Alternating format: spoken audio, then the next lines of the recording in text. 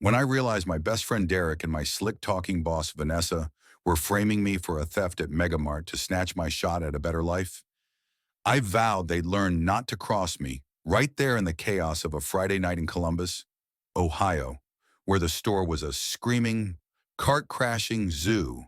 Customers were shoving carts, kids screaming, and that relentless beep of my scanner pounding in my ears. I'm Jamal Carter, 27 years old, a guy who hums Motown tunes to survive the grind, just trying to keep the lights on and my mom's hospital bills paid. She's fighting diabetes, and every dollar I make, $24,193 a year as a cashier, goes to her meds and our rent. I dropped out of high school, gave up dreams of college, but I wasn't done fighting.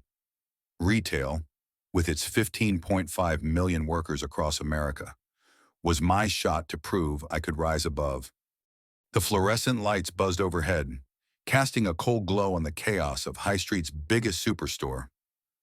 I stood at Register 5, scanning groceries with a smile I didn't feel, each beep a reminder of the grind. This wasn't just a job.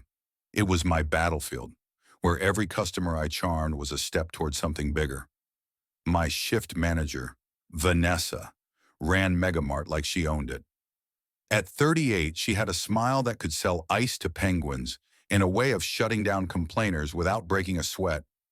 She was the queen, and her word was law to the 25 of us cashiers and stockers scrambling to keep up.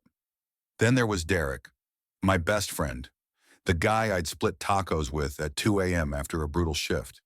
We'd laugh about rude customers, dream of escaping this grind, and I thought he had my back. But that Friday, everything shifted. A customer, some guy in a hurry, screamed that his wallet was stolen right at my station. I checked the counter, the floor, everywhere. Gone. Vanessa swooped in, her voice low and sharp. "Jamal, corporate's got eyes on this. Don't mess it up." Her words hit like a warning shot, and something in her eyes didn't sit right, like she knew more than she was saying. Worse, the security footage from that hour. Somehow it was blank, my stomach twisted. In a store where 85% of us deal with backstabbing and gossip. This felt like a setup. That same day, Vanessa dropped a bombshell. She called us to the break room, her voice cutting through the chatter. "There's an assistant manager spot open, $35,000 a year, daytime shifts." My heart raced. That money could change everything. More time with mom, fewer nights worrying about bills. After the meeting, Vanessa pulled me aside, her hand firm on my shoulder. "Jamal, you're my pick. Work harder than anyone, and it's yours." I was on fire, ready to outshine every cashier in that store. I told Derek, expecting him to hype me up like always. But his face went hard, his voice ice cold. "So you're the big man now? Good luck with that." His words cut deeper than I'd admit, like a knife I didn't see coming. Retail's ugly truth was staring me in the face.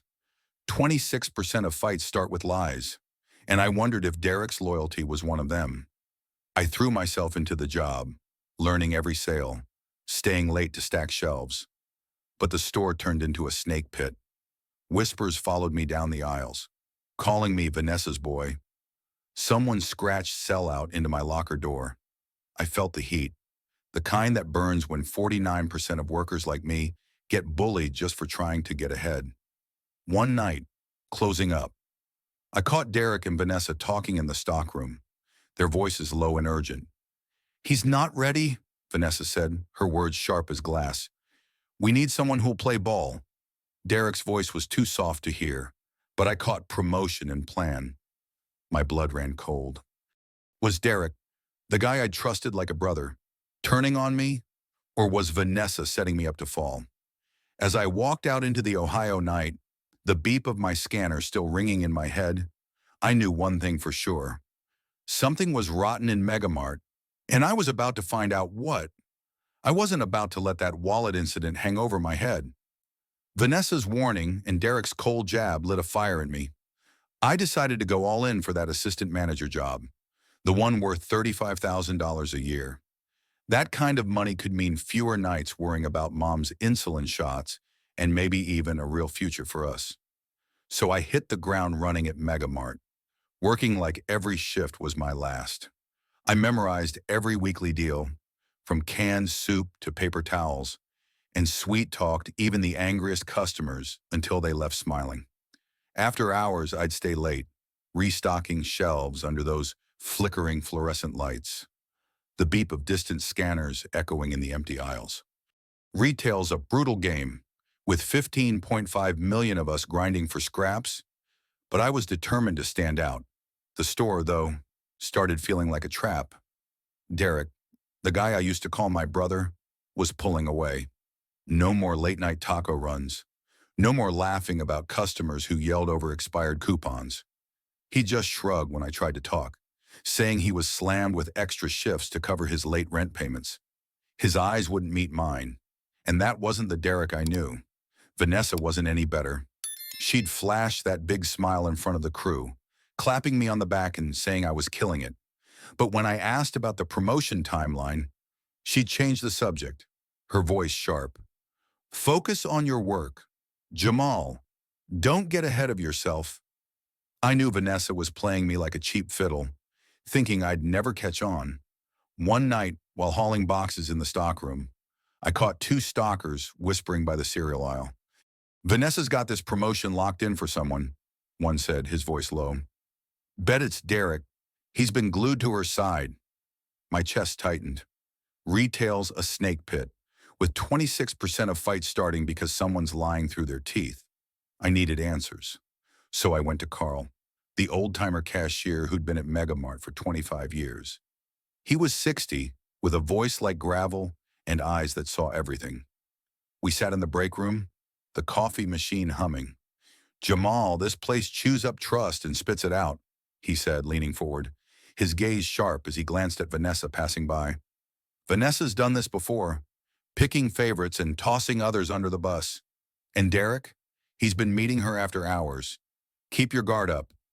His words hit hard, especially since 49% of us in retail deal with bullying every day. Then the real gut punch hit. On a crazy Saturday shift, my inventory came up $200 short, and a big-shot customer, dripping in jewelry, swore I'd cheated her on a return, her voice loud enough to turn heads. Vanessa jumped on it, pushing to suspend me right there. Jamal, this looks bad, she said, her voice dripping with fake concern. You're on thin ice. I fought back, showing my register logs, proving every cent was accounted for. The complaint got dropped, but it stank of sabotage. I remembered seeing Derek at my station that day, fiddling with the system. When I asked him about it, he snapped.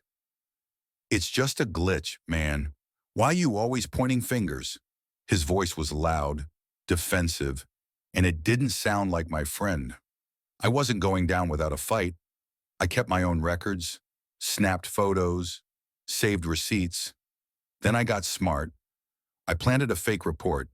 It claimed $600 in stock was gone. My login was the bait. Every night, I recorded my register closeouts on my phone, making sure no one could touch my numbers.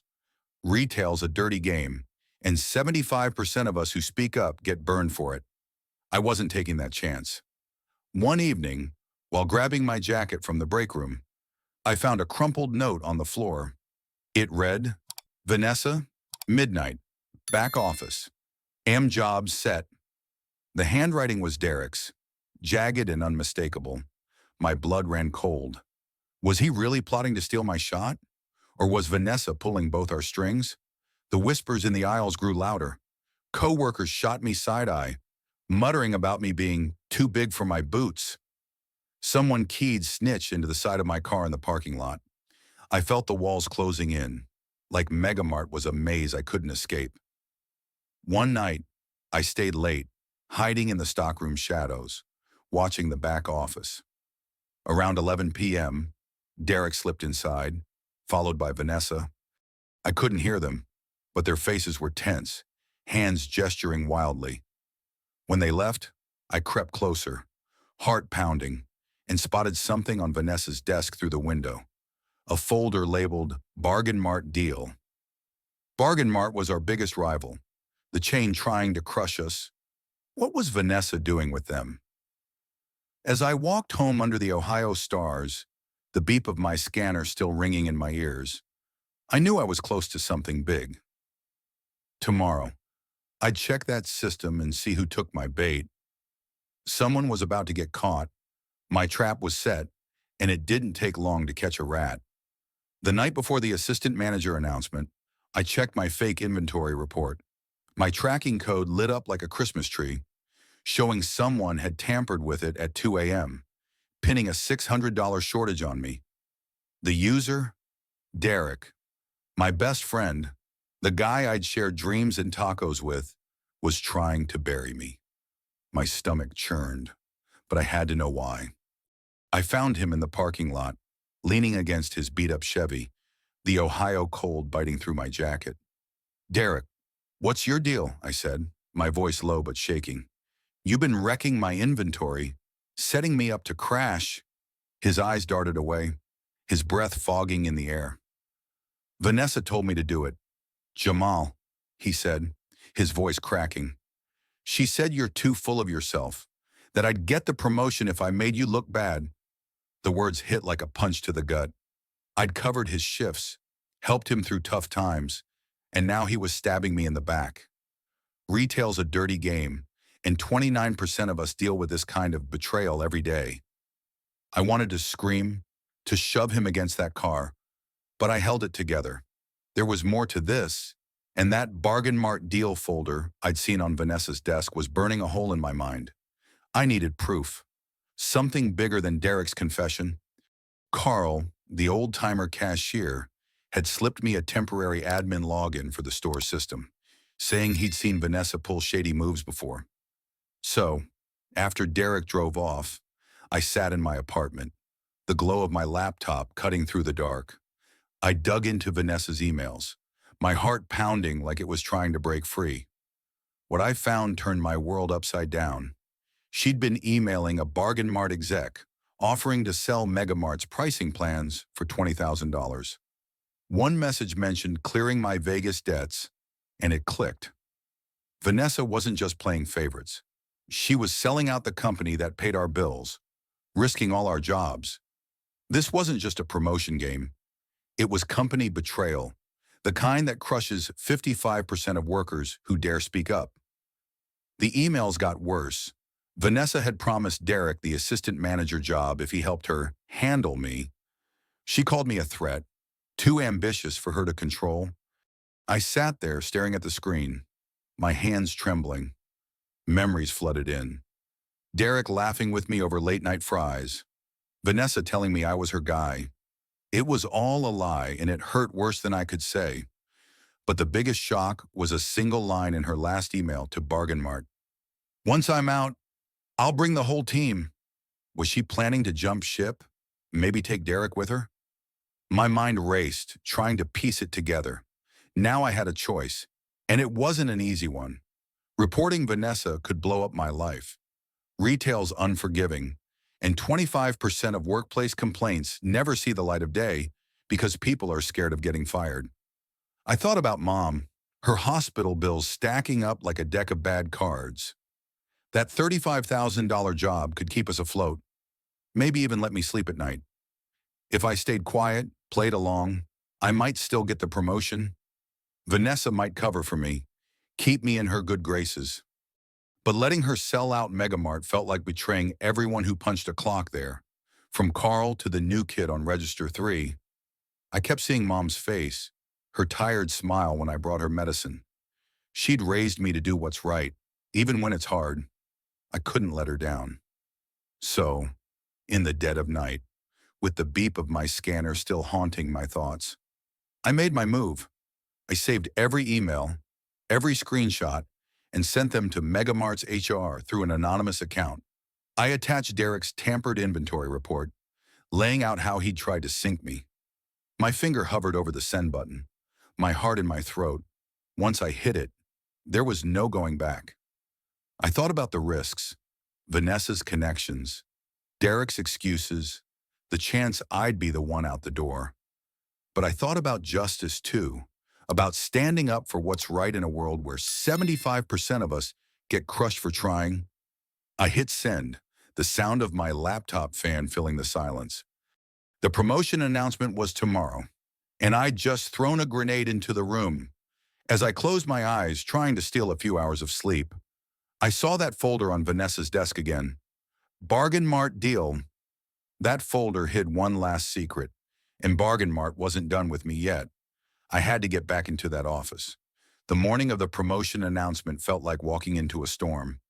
MegaMart was buzzing, the fluorescent lights humming louder than ever, and the beep of scanners slicing through the tension. Every cashier was on edge, eyes darting, waiting to hear who'd get the assistant manager job.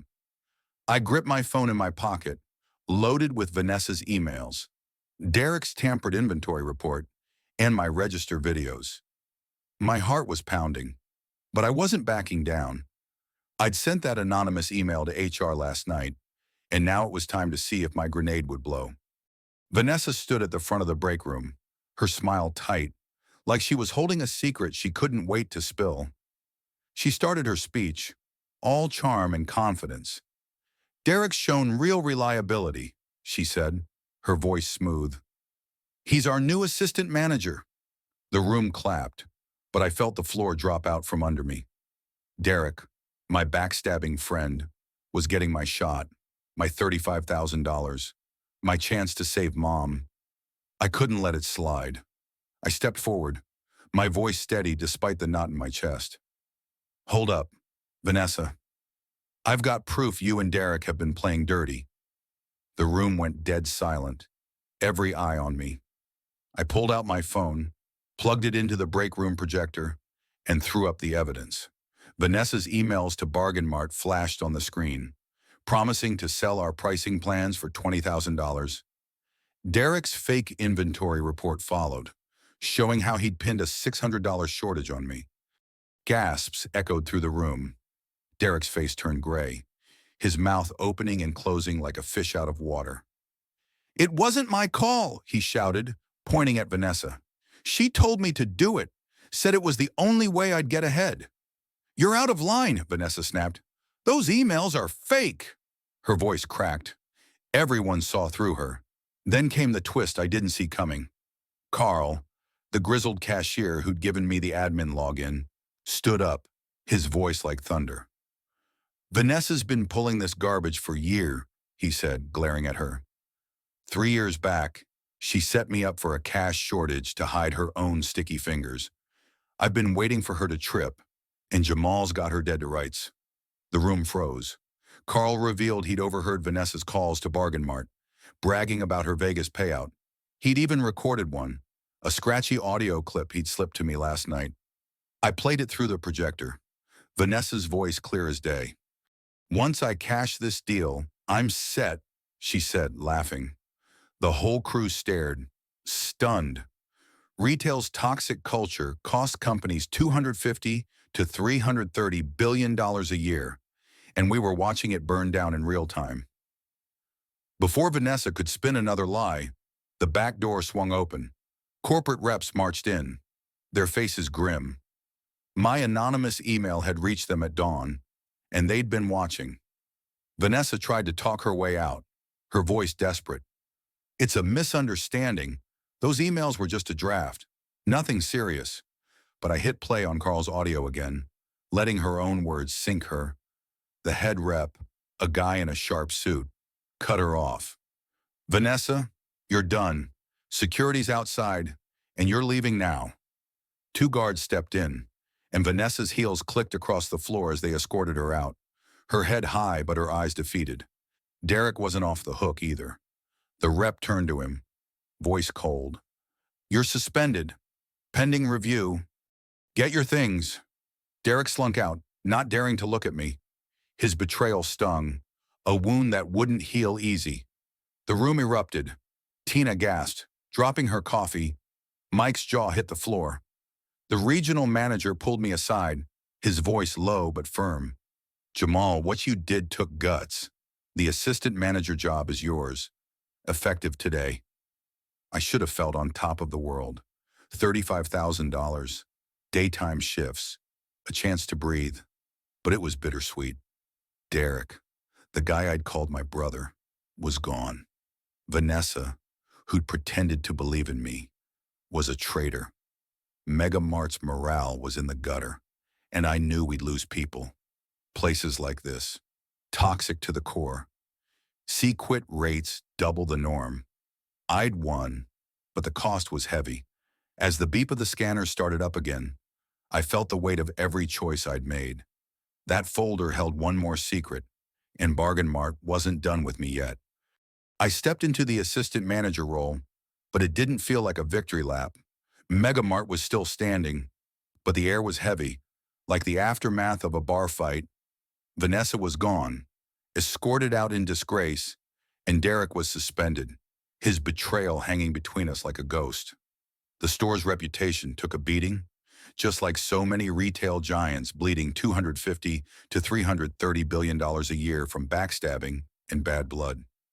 But I had that $35,000 job now, with daytime shifts that let me sit with Mom every evening, watching her smile as we shared takeout from the diner down the street. That was worth fighting for, even if the scars from this mess ran deep. The new salary let me cover Mom's hospital bills without sweating every penny, giving our family a life with less worry. My first move was to clean house. I set up clear rules for promotions, posted them on the break room board for everyone to see. No more whispers, no more favorites. I fought for training to stop the bullying that broke us. Replacing Vanessa and the handful of quitters who bailed after the drama cost the company a fortune, probably 30 to 50% of their salaries. It was a harsh reminder of how retail chews people up. But I wasn't just here to plug holes. I walked the aisles, talked to my crew, made sure they knew I had their backs. Slowly, the store started to feel like a team again, though trust was harder to rebuild than a broken shelf. Standing under those flickering fluorescent lights, I thought about how fragile everything was in this game. Retail's a jungle, where 26% of fights come from people lying to your face. I remember Derek, our late-night drives to grab tacos, talking about getting out of this grind. When he came back after his suspension, he found me in the stockroom, his head low. "Jamal, I screwed up bad," he said, his voice rough. I was desperate, thought Vanessa's deal was my only shot. His eyes were red, like he hadn't slept in weeks. I looked at him, the guy I'd once called my brother, and felt the ache of what we'd lost. "I forgive you, Derek," I said, meaning it, "but we're done." He nodded, turned away, and that was the end of us. Retail teaches you hard truths, and 61% of us feel the sting of being burned by people we trusted. I'd felt it, and it changed me. Carl retired, smiling, knowing we'd cleaned up Vanessa's mess. My changes spread to other megamarts, sparking a wave of fairness. A year later, I was still at MegaMart, keeping the ship steady. The beep of the scanners was my rhythm now, a reminder of the battle I'd won. But then Bargain Mart, our old rival, came knocking. They offered me a store manager job, $50,000 a year, a chance to run my own show. It sounded like a fresh start, but I knew their game. Bargain Mart was cutthroat, probably just as toxic as MegaMart had been under Vanessa. I'd heard stories of their managers burning out, pushed to cut corners and play dirty. Was I ready to jump into another snake pit, or could I keep building something better here? I stood outside MegaMart at dawn, keys in my hand, the Ohio sky turning pink over High Street. This place had tested me, broken me, and made me stronger. I wasn't the same Jamal who'd started here, scanning groceries and dreaming of a way out. I thought about that folder on Vanessa's desk, the Bargain Mart deal I'd never fully cracked open. Before she was fired, I'd slipped into her office and found it. A contract, unsigned, promising her a job if she delivered our secrets, with a note hinting at a bigger plan to poach MegaMart's top staff. It was a dead end now, but it made me wonder if Bargain Mart's offer to me was part of a deeper scheme to weaken us further. Retail's a world of 15.5 million workers, all fighting for a piece of something better.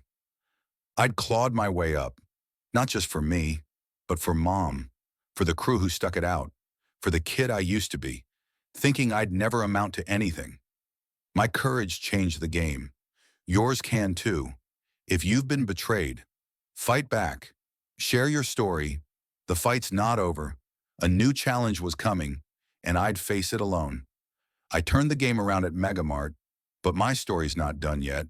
That new challenge is out there, waiting for me to take it on, and I'm ready to keep fighting.